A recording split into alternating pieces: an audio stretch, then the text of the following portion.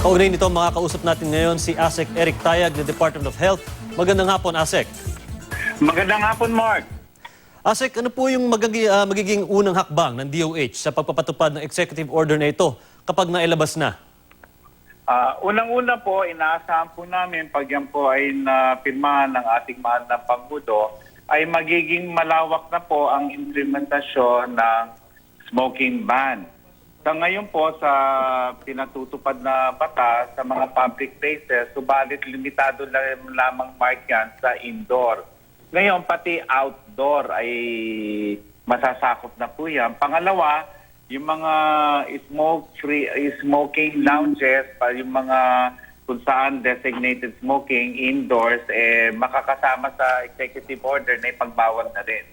So, ibig sabihin yan, ang Department of Health ay magsasagawa po ng advokasya para mga pamanang lokal ay magkaroon po ng karampatang ordinansa para ipatupad po ang executive order sapagkat dito sa ordinansa ay ipapasok po yung mga multa na nabanggit nyo kanina at imomonitor po namin ang implementasyon ng executive order para sa ganoon malaman natin ang epekto po nito sa kalusugan ng mga kababayan po natin.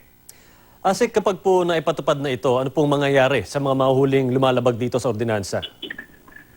Pangkaraniwan po, ang mga ordinansa may pagmumulta po yan at ito po ay may kinalaman sa pangungulekta po ng multa.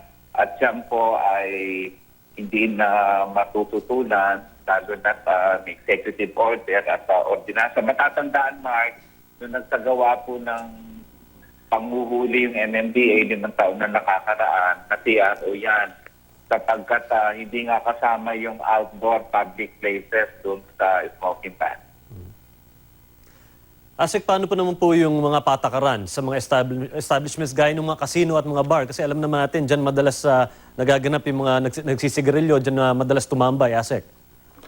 Inaasahan naman namin at ang aming kalihim naman yan ay magsasagawa po kami ng social and community preparation. So, yan po ay pupulungin namin para sa ganon, maging malinaw po sa kanila ang kanilang mga obligasyon, responsibilidad, paglilinaw po sa mga nilalaman ng executive order para na sa ganon po ay sila naman po ay sumunod sa nilalaman ng ordinansa o maging ng executive order.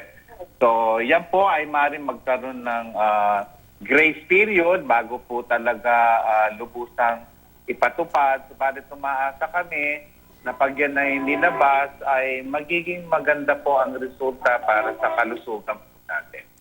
Maraming salamat, Health ASEC Eric Tayag. Maraming salamat, Mark.